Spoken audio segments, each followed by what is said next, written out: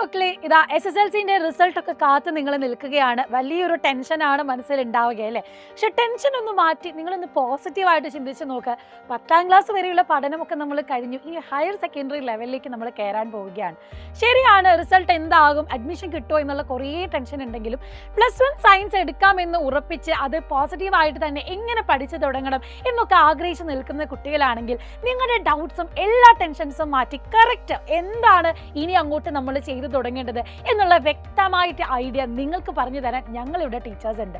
നിങ്ങൾക്ക് വേണ്ട എല്ലാ സപ്പോർട്ടും നമ്മൾ SSLC വരെ തന്നിട്ടുണ്ടെങ്കിൽ ഓഫ് കോഴ്സ് ഇനി +1ലും അതേ ടീമും അതേ സപ്പോർട്ടും നിങ്ങളുടെ കൂടെ തന്നെ ഉണ്ട്.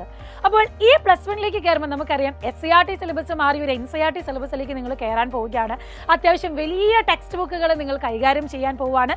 ബോത്ത് തിയറി ആൻഡ് പ്രാക്ടിക്കൽ എക്സാംസിന് വേണ്ടി പഠിച്ചൊരുങ്ങേണ്ട സമയമാണ്. വലിയൊരു മാറ്റം ഫേസ് ചെയ്യുമ്പോൾ ഒന്നുകൂടെ ബേസ് തൊട്ട് എങ്ങനെ പ്രിപ്പയർ ചെയ്യണമെന്ന് നമ്മൾ പഠിക്കേണ്ടതുണ്ട്.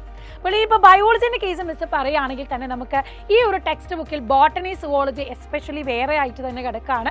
പക്ഷേ എക്സാം എന്ന് പറയുന്നത് ഒന്നിച്ച് തന്നെ നമ്മൾ എഴുതുന്നതാണെങ്കിൽ കൂടെ അത്യാവശ്യം നല്ല ടഫ് സിലബസ് ആണ്. ഡീറ്റെയിൽ ആയിട്ട്, അതായത് ഓരോ ലൈൻ ബൈ ലൈൻ നമ്മൾ പഠിച്ചു പോകേണ്ടതുണ്ട്. അപ്പോൾ ഇതിനു വേണ്ടി എങ്ങനെ പഠിച്ചു തുടങ്ങണം, ഏത് രീതിയിലാണ് ഇതിനെ നമ്മൾ സിംപ്ലിഫൈ ആയിട്ട് കൊണ്ടുവരേണ്ടത് എന്നൊക്കെ പറഞ്ഞു തരാൻ അപ്പോൾ ഒരു മെഗാ ലോഞ്ച് വരികയാണ് 17ാം തീയതി വൈകിട്ട് 7:30. എല്ലാ മക്കളും ഇപ്പോൾ 10ാം ക്ലാസ് കഴിഞ്ഞ് എൻ്റെ എല്ലാ കുട്ടികളും നിങ്ങൾ ഫ്രണ്ട്സിനെ ഒക്കെ കൂട്ടി കറക്റ്റ് 7:30 തന്നെ വരിക. നിങ്ങൾക്ക് വേണ്ട എല്ലാ ഓറിയൻറ്റേഷനും അവിടെ ലഭിക്കുന്നതാണ്.